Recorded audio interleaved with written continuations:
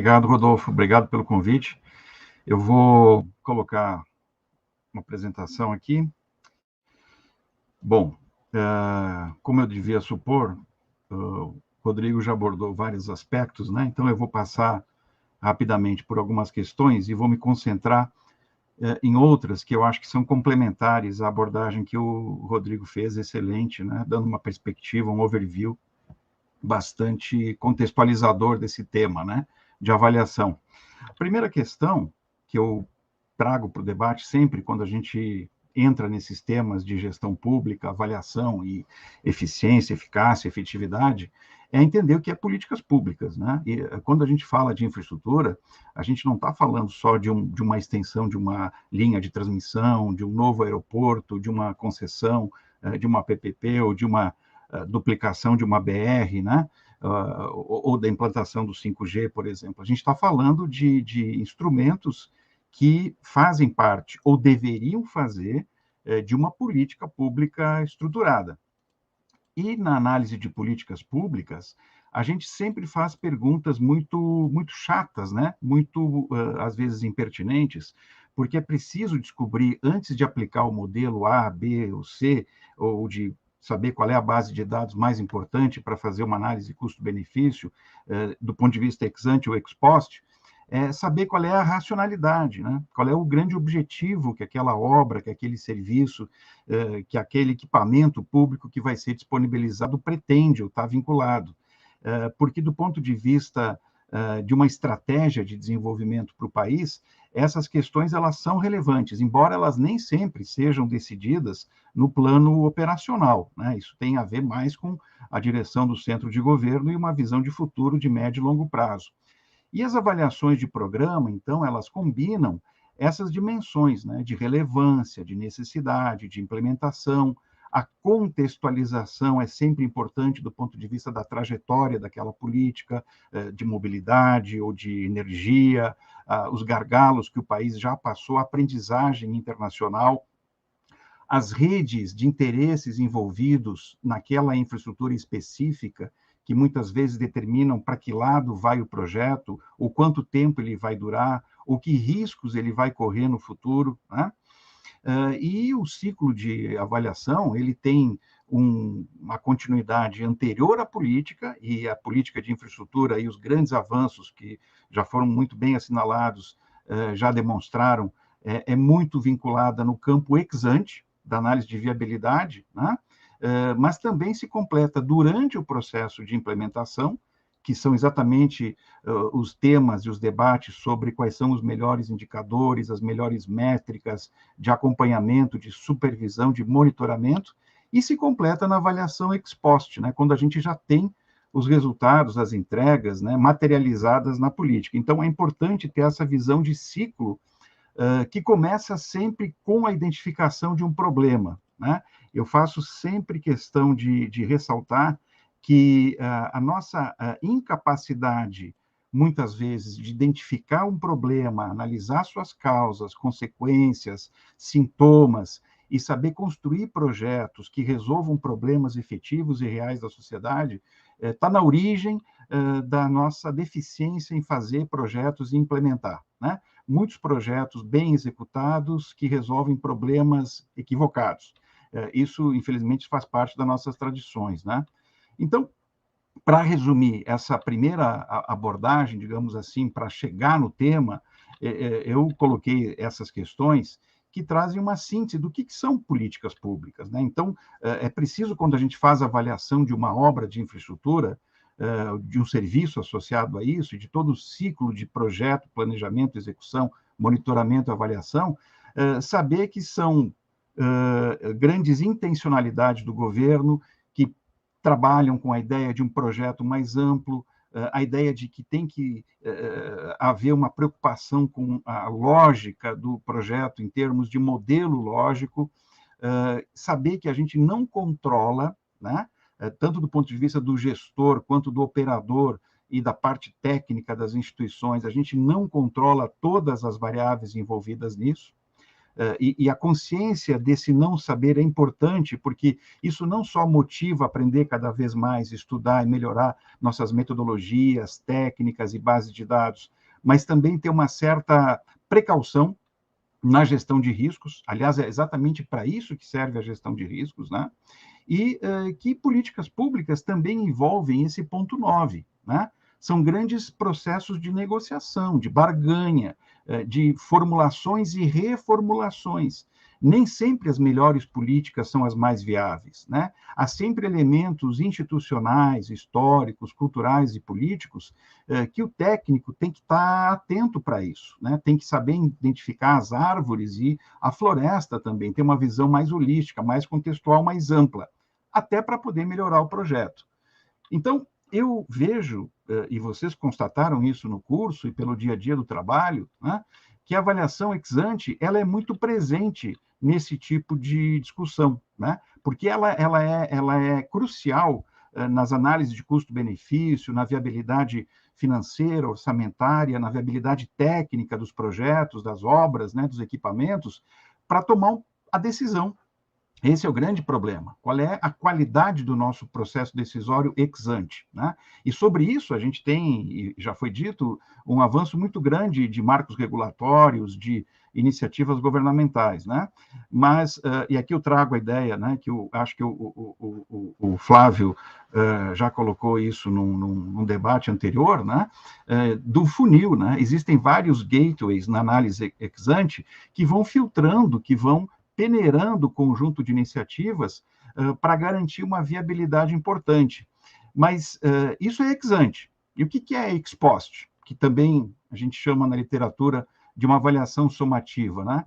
É aquela que se concentra nos produtos, nos resultados, né? Nos impactos. E aí a gente pode até fazer uma diferenciação de impacto e de resultado, né? E de produto. Os esperados e os não esperados. Eu grifei essa palavra não esperado porque sempre existem consequências não previstas, não planejadas ou não esperadas dos projetos. E grandes projetos trazem grandes consequências, no sentido positivo, do esperado, da análise de conformidade do projetado e do planejado, mas também de externalidades e eventos, processos e fatos que não são esperados. E é normal que assim seja, porque a gente está trabalhando com políticas públicas, embora se materializem em infraestruturas tangíveis de energia, logística ou comunicações, ou saneamento, por exemplo, mas que estão vinculadas a uma questão social, que é um serviço de consumo da sociedade. Então, elas estão sujeitas a um grau de incerteza e de variabilidade que a gente precisa mapear, digamos assim, identificar, na medida do possível, com uma boa análise de riscos ex ante e ex post também, né? E monitorar isso. Então, essa avaliação ex post é uma avaliação que procura sempre analisar qual foi a efetividade do programa. E eu costumo dizer, para simplificar e não tornar esse debate muito escolástico, né, muito erudito, que eficiência é como a gente usa os recursos, né? Eficácia é como a gente produz os resultados e os produtos. E efetividade é como esses produtos e, sobretudo, os resultados impactam nas causas do problema que a gente pretende resolver. Problemas de logística, de saneamento, problemas de transporte, de mobilidade urbana, né? Problemas típicos de quem trabalha com infraestrutura. E as soluções inerentes a cada elemento desses, né? Então, essas três palavras não são triviais, né? Eficiência, eficácia e efetividade. Elas já por si só proporcionam uma boa síntese de critérios de escolha, né? Então, essas perguntas, elas são necessárias. Como é que o programa funciona? Quais são as estratégias que ele utilizou? Como é que ele relacionou no seu modelo lógico meios e fins? Em que medida ele foi implantado e que ocorrências, que fatos, que achados na implantação podem confirmar o seu planejamento ou se distanciar dele, né? Quais são as possíveis falhas dessa implementação? Como é que a gente pode aprender com isso? Como é que a gente pode gerar conhecimento institucional, né? É evidente que as evidências numa avaliação ex post, como numa avaliação ex ante, elas são fundamentais. Mas a gente tem que entender, e nessa área onde tem uma formação técnica muito forte, que existem elementos que vão além da boa técnica, né? É exatamente essa paisagem, esse contexto que é mais institucional, que é mais político, que envolve ideias, crenças, que envolve visões de desenvolvimento, que envolvem grandes escolhas, que vão acabar direcionando e impactando nos projetos de infraestrutura. É importante também saber a diferença entre monitorar e avaliar, né? É como se fosse um filme. O monitoramento é uma sessão estática, uma fotografia. O monitoramento ele permite uma supervisão para que problemas que acontecem possam ser tempestivamente corrigidos.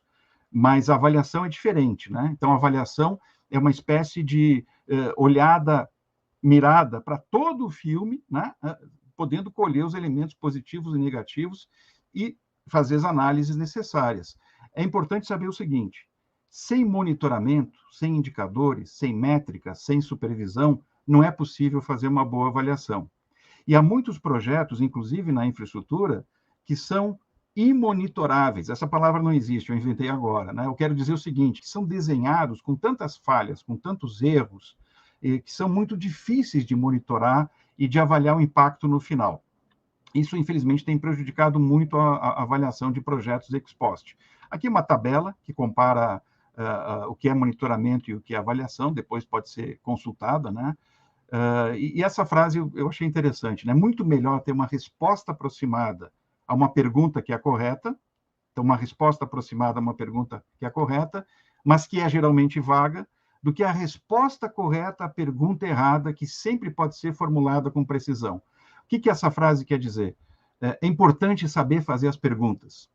É importante saber como, onde e de que jeito questionar um projeto ex post para poder identificar quais são os erros, os elementos importantes, né? E aqui métodos quantitativos e qualitativos se combinam. Existe uma certa tradição equivocada na literatura de avaliação, que se consolidou muito na avaliação de políticas de caráter social ou políticas de compensação na área social, que faz uma cisão entre metodologias quantitativas e qualitativas, né? E hoje, como existe uma preocupação muito grande em recuperar um terreno perdido no uso de evidências, no uso de dados quantitativos, no uso de Big Data e em modelos mais matematizados e econométricos, existe, eu acho, uma certa desconsideração de métodos qualitativos. E, na verdade, os dois são importantes, né? A mensagem que eu queria passar é que a gente tem que combinar essas duas coisas. Normalmente, métodos qualitativos, eles são muito usados para identificar a validade interna dos projetos, para identificar quais são as variáveis mais importantes, para separar o principal do secundário, né? E aqui eu coloquei algumas técnicas muito usadas para isso. E uma combinação boa dessas duas abordagens é tratada e é trazida pelo pessoal que compõe aí a rede brasileira de monitoramento e avaliação, que não é estatal, né, é uma rede da sociedade civil, onde eles colocam vários itens ou variáveis ou drives que devem orientar uma avaliação, né, na aprendizagem e utilização do próprio instrumento de avaliação, que não deixa de ser um pacto entre avaliadores e avaliados sobre a efetividade dos programas ou das políticas, né? Propondo sempre o envolvimento das partes interessadas, que legitimam e criam um capital social para o uso daquela infraestrutura que foi instalada, na parte de valoração, de contextualização, de direitos, integridades e de método e viabilidade, né? Então, depois a ENAP vai proporcionar esses slides para vocês, tem esses links, eu recomendo sempre acessar esses materiais. Um grande marco no processo de avaliação, porque a avaliação de impacto é uma avaliação cara, é uma avaliação que custa, é uma avaliação que demora, muitas vezes, né, conforme a complexidade da obra, ainda que seja necessária. E nós temos já dois marcos importantes, a partir de 2018, que são os guias de avaliação ex ante e ex post. Eles vêm atender um pouco essa necessidade de ser uma proposta de avaliação mais executiva, mais rápida, que leva meses, talvez, mas não anos, né? E que é relativamente viável do ponto de vista financeiro, e que tem, num dos seus passos, um debate sobre a viabilidade ou não de se fazer uma avaliação de impacto. Então, a ENAP, inclusive, tem esse curso regular ofertado. Eu recomendo a todos analisar esses guias, porque eles trazem uma solução intermediária entre uma avaliação de impacto completa, como manda o figurino, a literatura e as melhores práticas internacionais, mas que pode levar 1 ano ou 2 e custar milhões, e uma forma mais intermediária, mais viável de avaliar. Nós temos também o guia de avaliação regulatória, né, que também é obrigatório já hoje no Brasil, diante de uma situação, né, que a gente identifica uma profusão muito grande de regras, normas, e que acabam gerando custo de operação e de planejamento, que é importante.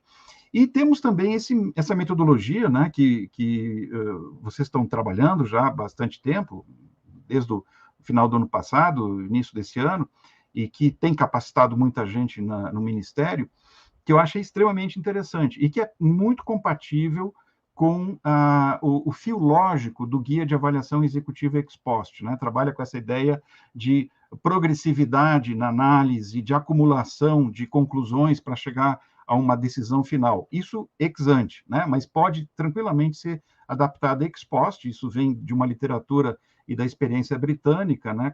Que é bem avançada nessa área. Eu coloquei o link para acessar esses materiais.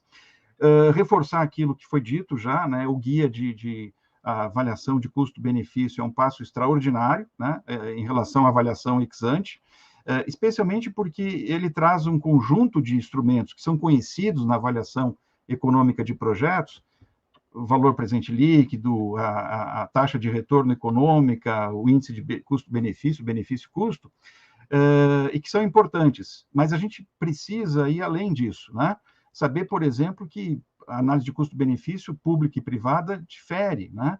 Que é preciso ter preços sociais, que é preciso calcular as externalidades numa avaliação ex ante e ex post também, que existem uma série de impactos, né, de não usuários e não previstos que podem e devem ser calculados e devem ser checados na avaliação ex post, que a gente precisa resolver questões importantes como o custo da vida, o custo do tempo, né, o valor do tempo, o custo da poluição, do desmatamento, quais são os padrões, como comparar projetos, quem ganha e quem perde, né, com os projetos, que é uma questão importante, e qual é o efeito líquido do projeto, né? A avaliação ex post é sempre o efeito líquido do projeto, que é uma coisa simples, teoricamente, mas muito difícil de inferir, de concluir com assertividade, com convicção na prática, porque existem grandes variáveis não controladas e desconhecidas que afetam os grupos de controle ou os grupos de intervenção. E mesmo que a gente tenha bons contrafactuais, isso é sempre difícil.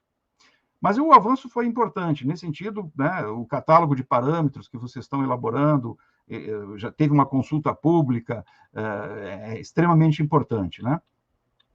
Bom, a avaliação executiva, como eu já falei, ela é uma avaliação intermediária entre uma avaliação de impacto formal, completa, e uma avaliação muito empírica e muito superficial. Ela procura ocupar um espaço intermediário que faça esse casamento entre o processo de avaliação e o processo de decisão, que é político e é institucional, que obedece ao ciclo orçamentário, da LDO e da elaboração dos PPAs, né?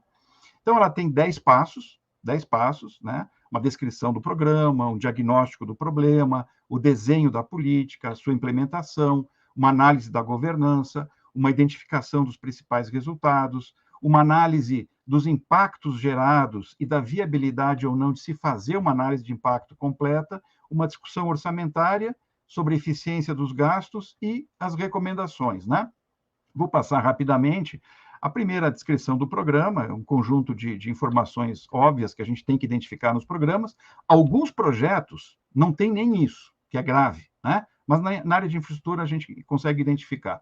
O segundo passo, que é o diagnóstico do problema, é fundamental identificar, então, as causas do problema, as consequências, os sintomas, saber o que aquela obra, o que aquele projeto, o que aquele equipamento pretende resolver de problema, para evitar exatamente aquela situação onde tem muitos projetos sem problemas, né? Então eles ficam num vazio do ponto de vista da lógica de planejamento.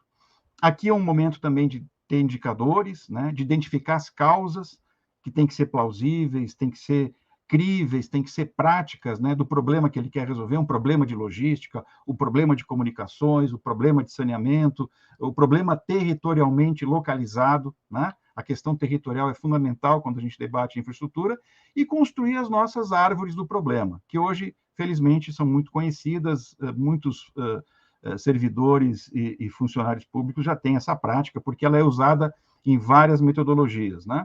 E ela é, inclusive, um argumento bom para comunicar, para divulgar informações. Aqui os elementos de construção do problema, eu vou passar, isso pode ser visto depois. O exemplo de uma árvore do problema, aí, tratando das questões do ensino, né, com as várias causas que se ramificam. Nós temos uma dificuldade natural de analisar problemas, porque as informações nem sempre estão disponíveis, né? E existe uma certa cegueira situacional ou de visão que vem dos nossos vieses, né, para identificar o que é importante, o que não é, o que está no foco de atenção, o que não está. Muitas vezes a gente busca informações que confirmam as nossas crenças, então, na avaliação ex post, a gente tem que reconstruir o problema que aquele projeto deveria ter feito para resolver, e a gente constata que tem muitos projetos que não analisaram problemas, não começaram com a solução de um problema explicado, consensado, unificado nos vários stakeholders, e isso já é um elemento de avaliação, já é um achado de avaliação ex post, interessante, né? Não há nada mais destrutivo do que um excelente projeto que foi construído para resolver um problema errado, né? Isso acontece, né? É o momento também de definir público-alvo, né? Na avaliação ex post, a gente vê muitas vezes projetos que foram feitos sem saber para quem, né? E aqui preciso detalhar qual é o público-alvo. O terceiro passo é o desenho da política. Aqui o fundamental é o modelo lógico, né? Tem uma teoria da mudança, tem uma teoria do programa, tem uma relação de causalidade explícita que o projeto, o programa ou a intervenção quer resolver. E o fundamental do modelo lógico é a conexão entre essas categorias, né? Insumos, solução de um problema lá, que é o ponto de interrogação, insumos, processos, produtos, resultados e impactos. Se não há lógica nessa sequência, ou se algum elo tem supostos que não são testáveis com evidências, é muito provável que parte dos problemas ex post sejam originados dessa ausência de lógica, né? Então, a lógica de intervenção, ela procura abrir essa caixa preta, muitas vezes, que a gente não sabe. Por que essa obra existe? Por que foi pensado fazer isso assim ou assado? Será que isso está conectado a um projeto, uma visão de desenvolvimento regional coerente, mais ampla, que tem elementos consistentes de planejamento ou não, né? Então, por exemplo, a gente pergunta sobre as hipóteses, né? Quais são as hipóteses causais em relação a um problema? Será que era melhor construir esse modelo de transporte de cargas, pensando a logística entre uma área produtora de grãos e o porto, via hidrovia, via ferrovia? Bom, foi feito assim, porque a avaliação é ex post. Quais são as consequências disso? E os projetos de infraestrutura, eles têm custos afundados muito grandes. Então, a avaliação ex post é uma avaliação de alta responsabilidade, né? Em relação à identificação sobre essa lógica do modelo.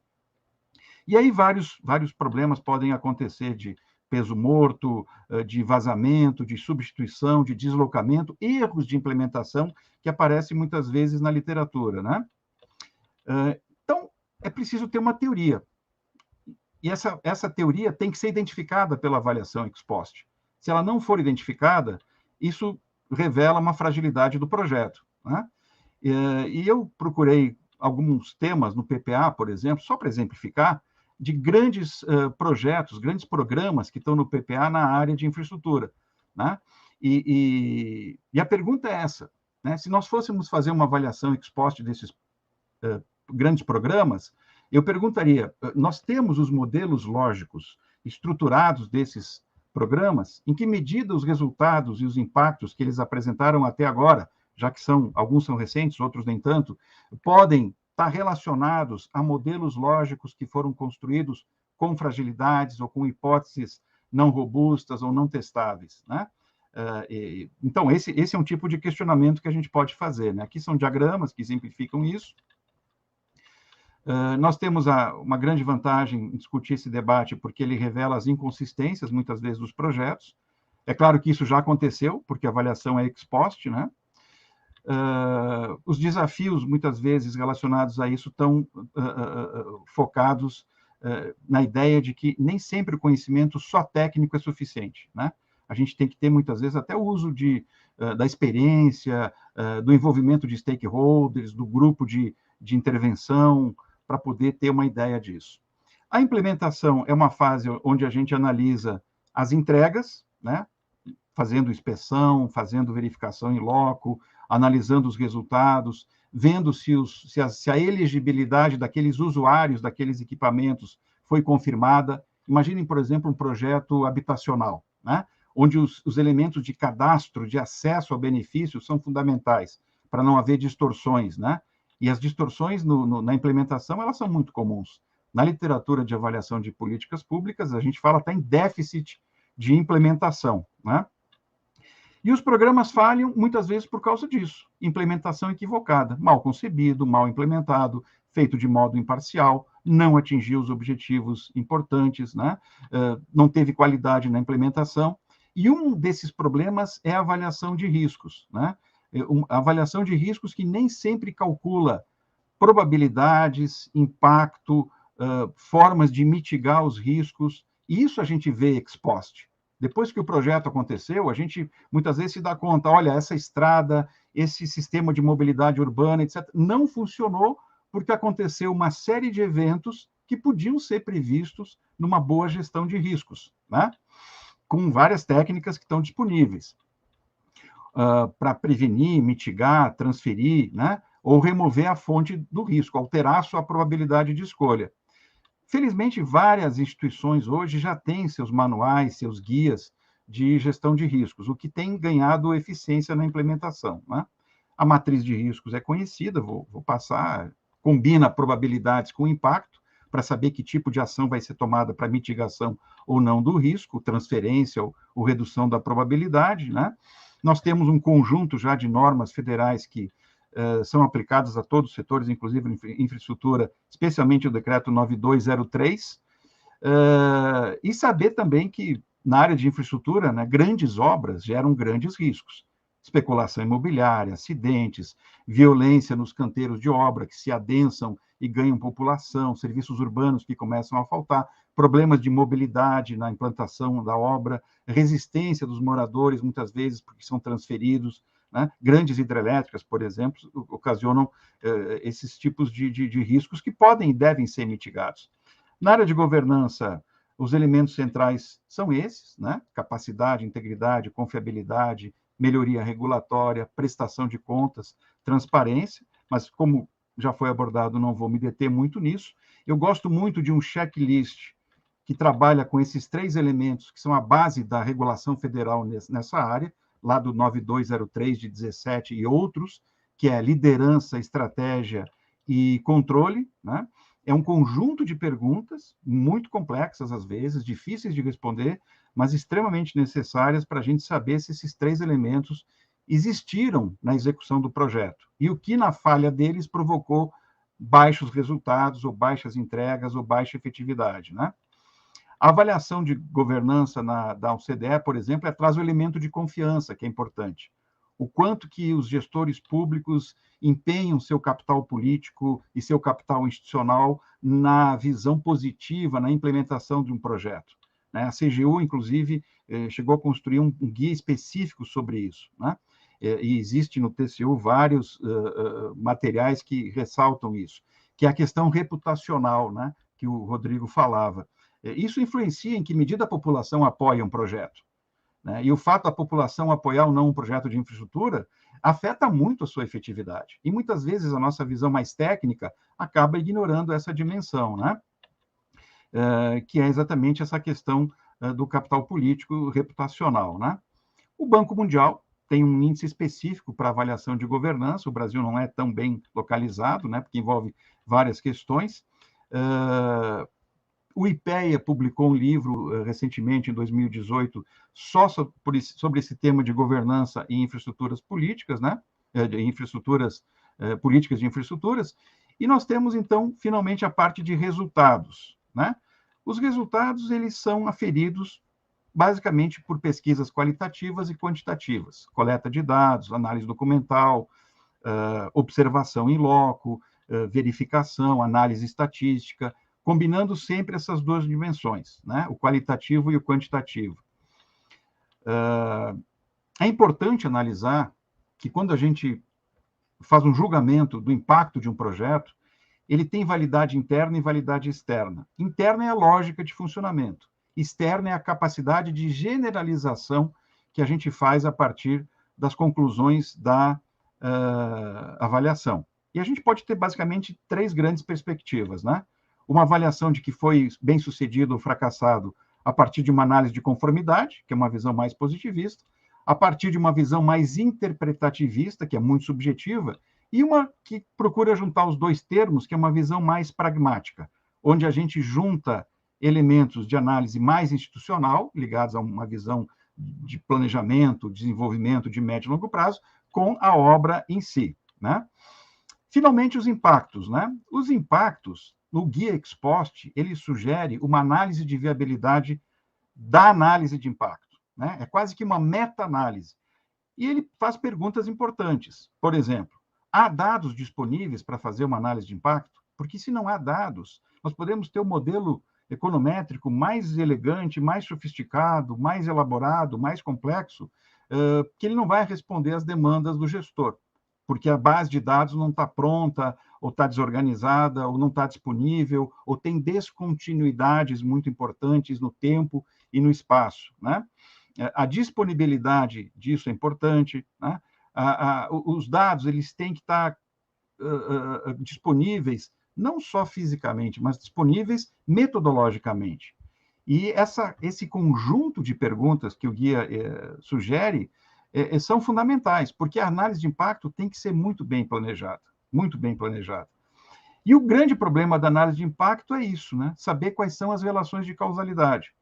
Por exemplo, se eu coloquei um projeto de uma duplicação de uma BR ou de uma ferrovia dentro de um projeto de desenvolvimento regional, como eu posso assegurar que a geração de empregos naquela região, o aumento de exportações ou o aumento de produtividade está relacionado àquela rodovia? Ou o quanto do impacto daquela rodovia gerou desenvolvimento regional na sua área de influência? Essas relações de causalidade têm que estar muito claras para análise de impacto. Sabendo que não basta aplicar modelos de correlação, como muitas vezes é a tentação nossa, né? Correlação não é casualidade. E eu sempre tenho que buscar qual é o efeito líquido, né? Eu coloquei um exemplo interessante aqui, um pouco metafórico, né? Vamos acabar com a indústria de pardais, né? Com a indústria de multas, né? Vamos tirar os controladores de velocidade das estradas federais. Bom, é evidente que isso não tem muita sustentação em modelos lógicos. O resultado, aumentam acidentes graves em estradas federais. Então, é um exemplo pitoresco até da importância que a gente tem que dar para controlar os vieses. O ideal sempre é ter uma metodologia de análise de impacto que seja a mais aleatória possível na definição do grupo de intervenção ou do grupo de aplicação da política, que são os beneficiários, os usuários daquela rodovia, daquele sistema de energia, daquele equipamento de saneamento básico, etc., e o mais aleatório possível do grupo de controle, né, do grupo que vai permitir o contrafactual. Nem sempre é possível fazer isso.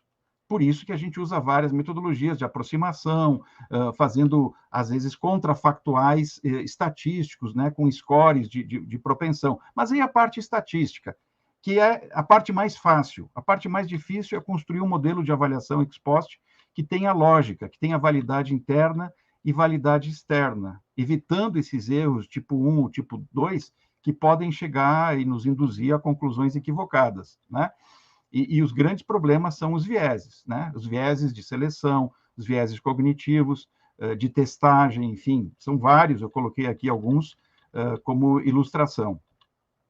Bom, passando então mais aqui para o final, aqui a capacidade de generalização, validade externa de uma amostra, muitas vezes isso é importante para avaliação, porque a gente nem sempre pode generalizar nossas conclusões, né? Muitos modelos econométricos pecam porque generalizam apressadamente as suas conclusões. Eu acho que a melhor referência para fazer avaliação de impacto hoje, do ponto de vista de um guia que possa ser estudado, é o guia que o Banco Mundial e o BID publicaram recentemente, né? Ele está colocado mais para frente. Aqui o problema dos vieses. Esse guia é muito importante, gente. Eu recomendo a todos baixar ele, estudar, analisar. Ele tem um banco de dados com um exemplo de aplicação de um seguro social para a gente analisar os vários modelos, modelo de avaliação exploratória, experimental, não experimental, semi-experimental, com variáveis instrumentais, e analisar o impacto de cada elemento disso, usando scripts em R, muito simples de aplicar. É um guia super didático, está em português, pode ser baixado gratuitamente, e ele, em geral, traz essas grandes escolhas, né? Métodos não experimentais, métodos aleatórios controlados, que são, digamos assim, o estado da arte, porque a aleatorização é uma premissa importante, experimentos naturais e quase experimentos. No fundo, se trata de saber qual é o método contrafatual mais indicado, né? Que a gente não pode fazer, por exemplo, análise de impacto da implantação de uma linha de transmissão energética fazendo como se fosse um grande laboratório, manipulando e tal. Tem até problemas éticos. A gente não pode excluir usuários do benefício de uma política que atende a população. Então, a gente tem que adaptar o método e saber qual é a escolha mais adequada. E muitas vezes tem que usar a criatividade, né? Um tempo atrás eu vi esse estudo, por exemplo, do Banco Interamericano, que fazia uma análise do impacto de uma rodovia, de uma melhoria de infraestrutura logística no Haiti, a partir das luzes do satélite antes e depois, que é um método conhecido, supondo, então, que havia uma correlação entre a iluminação das fotografias na área de influência da infraestrutura e variações do aumento do PIB, de 0,5% a 2%. É uma ideia criativa. Muitas vezes, isso também pode ser tomado, né? O guia do Banco Mundial recomenda esses 5 critérios. Quer dizer, uma análise de impacto, ela é mais útil quanto mais inovador for o projeto, quanto mais replicável ele for, quanto maior a relevância estratégica, quanto maior o seu ineditismo em relação à inexistência de avaliações de impacto, então é importante ter uma avaliação de impacto, e a influência do projeto. Então, são quesitos básicos, né? Vou passar muito rápido aqui sobre a questão orçamentária e financeira, dizendo que hoje a gente tem fontes de consulta muito interessantes para descobrir, investigar, analisar, extrair dados, baixar planilhas em vários formatos para pacotes estatísticos de execução orçamentária, né? Acho que as melhores estão no Congresso, tanto o SIGA Brasil, lá do Senado, quanto o sistema da Câmara, né? O importante é sempre desagregar os dados, ter uma lógica de eficiência do gasto, né? Um exemplo que eu dou é o caso aqui do Mané Garrincha, né? Que teve 19 aditivos, um projeto que foi orçado em 600 milhões e acabou com um gasto de 1,5 bilhão, né? Uma avaliação ex post, obviamente, mas ex ante era previsível que isso acontecesse, pelas falhas do projeto. Lembrar, eu acho que esse slide, inclusive, do Rodolfo ou do Flávio, ele coloca em perspectiva essa ideia de que a avaliação de custo-benefício, ela vem complementar esses conjuntos de manuais que o governo tem editado. Então, a gente está construindo um mosaico de referências sobre esse tema, que são importantes, né? As recomendações finais, então, de uma avaliação ex post, que precisa ser planejada. Qual é o escopo da avaliação? Que perguntas eu vou fazer? Que métodos eu vou utilizar? Quanto tempo eu vou levar? Quanto vai custar a avaliação? Uma avaliação de impacto ex post de um projeto de infraestrutura não é trivial, não é trivial. Eu preciso saber quais são os critérios de sucesso que eu vou aplicar para a avaliação poder ser resolutiva e ser útil para qualificar o processo decisório e de planejamento estratégico, né? Qual é a justificativa, enfim, uma série de questões. E, obviamente, que esse slide aqui, que vocês já usaram, mostra os grandes desafios de infraestrutura no país, né? O nosso gap é muito grande, não são triviais. Naquele livro do IPEA, já havia uma identificação que o Rodrigo trouxe sobre os grandes problemas dos elementos de avaliação ex post que a gente possa ter. Tem erros de execução, tem problemas de judicialização, tem falhas na decisão, tem ausência de mapeamento de alternativas, tem projetos básicos que são mal feitos, tem riscos ambientais e sociais que não são planejados, mapeados, tem excessos de aditivos, tem sobrepreço, tem um descasamento entre o ciclo político e o ciclo de projeto. Então, tem uma série de achados já de avaliação ex post que vem da literatura que a gente já tem, da experiência, das nossas práticas, do bom senso, né, dos guias e manuais e referências internacionais, dos órgãos multilaterais de fomento. E isso já nos dá uma base de aprendizado. Né? O decreto 10.526 foi fundamental, eu acho que é um marco importantíssimo, né? Porque ele trata de uma estrutura de governança, de decisões colegiadas que resolvem dilemas de ação coletiva fundamentais. O TCU já disse que a gente tem milhares de obras paralisadas, e eu fico pensando, sei que é um debate que vocês fazem, né? Que tipo de método de protocolo político, institucional e técnico a gente poderia adotar para fazer uma grande avaliação ex post dessas milhares de obras paralisadas que existem hoje no Brasil e adotar uma estratégia de, bom, o que deve ser avaliado? Que métodos a gente aplica de acordo com o tipo de avaliação que é necessária?